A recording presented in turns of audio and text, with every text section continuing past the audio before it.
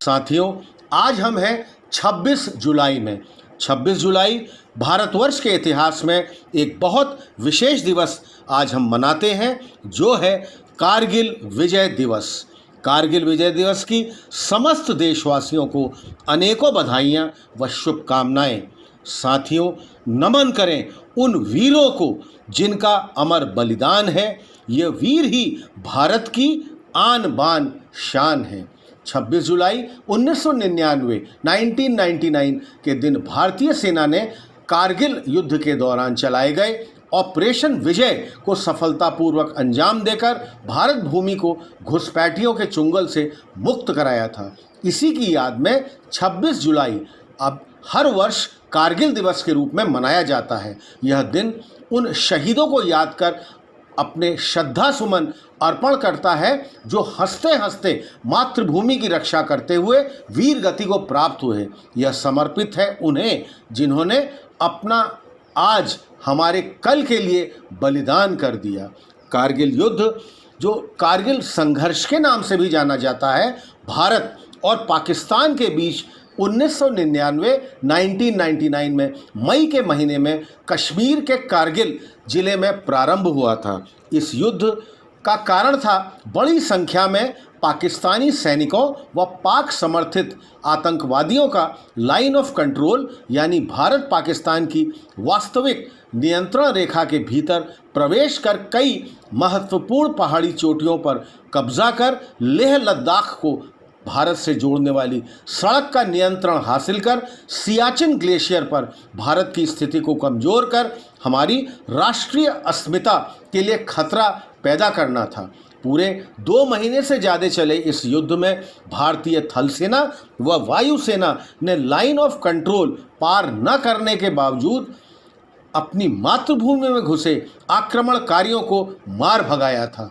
स्वतंत्रता का अपना ही मूल्य होता है, जो वीरों ने रक्त से चुकाया था। इस युद्ध में हमारे लगभग 527 यानी कि 527 से भी अधिक वीर योद्धा शहीद व 1300 से भी ज़्यादा घायल हुए थे, जिनमें से अधिकांश अपने जीवन के 30वें वसंत भी नहीं देख पाए थे। इन शहीदों ने भारतीय सेना की शौर्य व बलिदान की उस सर्वोच्च परंपरा का निर्वाह किया, जिनकी सौगंध हर सिपाही तिरंगे के समक्ष लेता है। इन रणबांकुरों ने अपने परिजनों से वापस लौट कर आने का वादा किया था, जो इन्होंने निभाया भी, मगर उनके आने का अंदाज निराला थे।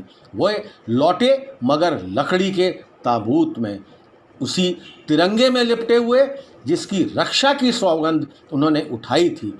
जिस राष्ट्रध्वज के आगे कभी उनका माथा सम्मान से झुका होता था, वही तिरंगा मातृभूमि के इन बलिदानी जानबाजों से लिपटकर उनकी गौरव गाथा का बखान कर रहा था।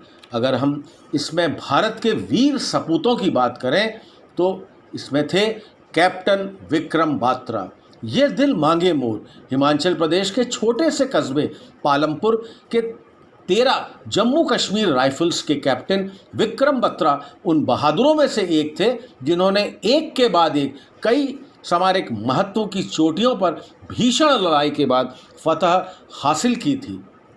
कैप्टन अनुज नायर 17 जाट रेजिमेंट के बहादुर कैप्टन अनुज नायर टाइगर हिल्स सेक्टर की एक महत्वपूर्ण चोटी वन पिंपल्स की लड़ाई में अपने 6 साथियों के साथ शहीद होने के बाद भी मोर्चा संभाले रहे। गंभीर रूप से घायल होने के बाद भी उन्होंने अतिरिक्त कुमुक आने तक अकेले ही दुश्मनों से लोहा लिया, जिसके परिणाम स्वरूप भारतीय सेना इस सामरिक चोटी पर भी वापस कब्जा करने में सफल रही थी। इसके अगर हम आगे की बात करें तो मेजर पद्यपाणी आचार्य राजपूताना राइफल्स के मेजर पद्यपाणी आचार्य भी कारगिल में दुश्मनों से लड़ते लड़ते शहीद हो गए। उनके भाई भी द्रास सेक्टर में इस युद्ध में शामिल थे। उन्हें भी इस वीरता के लिए महावीर चक्र से सम्मानित किया।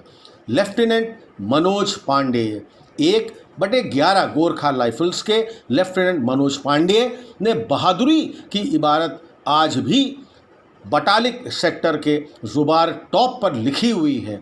अपनी गोरखा पलटन लेकर दुर्गम पहाड़ी क्षेत्र में काली माता की जय, काली माता की जय के नारे के साथ उन्होंने दुश्मनों के छक्के छुड़ा दिए थे।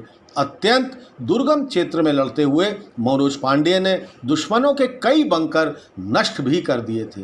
गंभीर रूप से घायल होने के बाद भी मनोज अंतिम क्षण तक लड़ते रहे। भारतीय सेना के साथी को पीछे न छोड़ने की परंपरा का मरते दम तक पालन करने वाले मनोज पांडे को उनके शौर्य व बलिदान के लिए मरणोपरांत परमवीर चक्र से सम्मानित किया गया। इसके बाद हम बात करते हैं कैप्टन सौरभ कालिया। भारतीय वायुसेना भी इस युद्ध में जौहर दिखाने में पीछे नहीं हटी थी। टोलोलिंग की दुर्गम पहाड़ियों में छिपे घुसपैठियों पर हमला करते हुए वायुसेना के कई बहादुर अधिकारी व अन्य रैंक भी इस लड़ाई में दुश्मनों से लोहा लेते लेते शहीद हो गए थे। सबसे पहले कुर्बानी देने वालों में से थे कैप्टन सौरभ कालिया और उनकी पेट्रोलिंग पार्टी के जवान। घोर यातनाओं के बाद भी कैप्टन कालिया ने कोई भी जानकारी दुश्मनों को नहीं दी थी। अगर इसके बाद हम बात करें तो थे स्क्वाड्रन लीडर अजय आहूजा।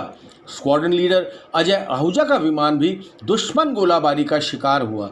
अजय का लड़ाकू विमान दुश्मन की गोलाबारी में नष्ट हो गया, फिर भी उन्होंने हार नहीं मानी और पैराशूट से उतर समय में भी शत्रुओं पर गोलाबारी जारी रखते हुए वो लड़ते लड़ते वह भी शहीद हो गए।